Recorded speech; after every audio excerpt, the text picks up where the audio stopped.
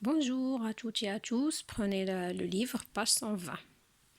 C'est l'unité 11, la lecture, les 12 géants. Ce texte, les 12 géants, adapté d'un conte traditionnel de Slovaquie. Qu'est-ce que ça veut dire, adapté d'un conte traditionnel? Ça veut dire que l'auteur a réécrit ce conte ancien de Slovaquie. Slovaquie est un pays situé à l'Europe. D'accord? Quel est l'auteur de ce texte, c'est-à-dire l'écrivain. On le trouve ici sous la couverture, c'est Jérôme Moncomble. Ce texte fait partie de ce livre nommé Cette histoire du soir racontée par la famille Pluche. D'accord? Donc, ce texte, les 12 géants, est une histoire parmi les 7 histoires de ce livre. Mais qui est la famille Pluche? La famille Pluche, c'est celle-là. Dans la famille Pluche, il y a Oma, maman, papa, Nina, Jules, Mamiel et Opa. Donc, à tour de rôle, chacun à son tour raconte une histoire. C'est-à-dire à tour de rôle, ils vont raconter une histoire. Ils sont combien? Ils sont 7 personnes. Donc, on aura cette histoire.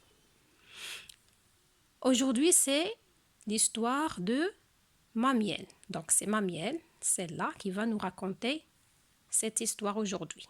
D'accord? Écoutez d'abord l'histoire qui va nous raconter Mamiel, puis je vais vous expliquer. D'accord? Il était une fois, à l'orée de la forêt, une maisonnette au toit de chaume. Une veuve y habitait avec sa fille et sa belle-fille. Elle adorait l'une et détestait l'autre. La veuve avait ses raisons. Anastasia, sa fille, était un laidron, alors que sa belle-fille, Maria, rayonnait de beauté. Elle était aimable, généreuse, serviable, la bonté même. Tout cela irritait fort la mère, dont la fille était paresseuse, cruelle et colérique. Pardon, Nina, tu me demandes à laquelle tu ressembles? Devine, ma tourterelle. Je vais vous expliquer cette histoire et essayer de faire une image dans votre tête, d'accord? Donc, il était une fois, à l'orée de la forêt, c'est-à-dire à l'entrée de la forêt, une maisonnette, c'est-à-dire une petite maison. Donc, à l'entrée de la forêt, une petite maison au toit de chaume. Vous connaissez le toit? Le toit de cette maison est construit de chaume, c'est-à-dire de paille, est construit de paille. Une veuve, c'est qui une veuve? C'est une dame, une femme dont le mari est mort. D'accord? Y habitait avec sa fille et sa belle-fille. Donc, dans cette petite maison, dans cette maisonnette, il y a qui? Il y a la veuve, il y a sa fille et sa belle-fille. La belle-fille, c'est-à-dire la fille de son mari. C'est pas ça, la fille de la veuve, c'est la fille de son mari. D'accord? Donc, sa belle-fille était orphelin. Il n'a pas, ou bien plutôt, pardon, orpheline, parce qu'il n'avait pas de père ni de mère. Ils étaient tous les deux morts. D'accord? Ils sont morts.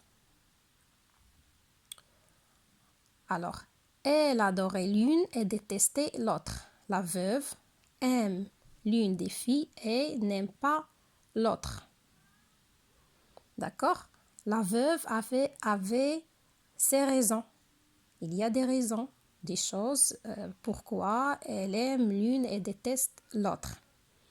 D'accord? On va voir pourquoi. Anastasia, sa fille, donc la fille de la veuve, s'appelle comment? S'appelle Anastasia. était à l'édran. Comment était Anastasia? Était à l'édran. Qu'est-ce que ça veut dire l'édran? C'est-à-dire une fille très laide. C'est le contraire de laide, c'est quoi?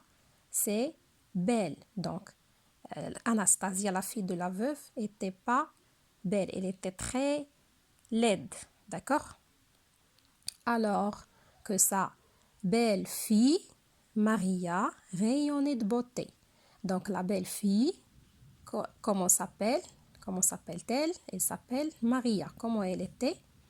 Elle était très, très belle. Elle rayonnait de beauté. D'accord? Elle était aimable, c'est-à-dire gentille. Elle était gentille, généreuse, elle donne sans compter, serviable, c'est-à-dire elle est toujours prête à rendre service ou bien à aider les autres. La bonté même. Tout cela irritait fort la mère. Tout cela énerve la mère. La mettait en colère. La mère, c'est la veuve, évidemment. Dont la fille était paresseuse. Pourquoi? Parce que sa fille, qui s'appelait Anastasia, était comment? Était paresseuse. Il n'aime pas travailler. Il ne veut rien faire. Elle était aussi cruelle. Elle aime voir ou faire souffrir les gens. Ça, c'est qui? C'est Anastasia. Elle aime voir les gens souffrir ou bien elle aime voir ou faire souffrir les gens. D'accord? Elle était aussi comment? Colérique, c'est-à-dire elle est toujours en colère. Très bien. Et pourtant les enfants, la veuve aime qui? Aime Anastasia, sa fille, qui était laide et paresseuse et cruelle et colérique. Elle déteste qui? Déteste Maria, qui était belle, gentille, aimable, serviable. Compris? Pourquoi? Parce que Maria, sa belle-fille, vaut mieux que Anastasia, sa fille. D'accord? Très bien, l'histoire ici maintenant est terminée. Pardon Nina, tu me demandes à laquelle tu ressembles. Qui parle ici? Ces lignes en italique. C'est qui parle d'après vous? C'est Mamiel, celle qui raconte l'histoire, d'accord? Devine ma tourterelle, elle parle à Nina. Voilà, Mamiel, c'est elle qui nous raconte, c'est elle qui parle à Nina.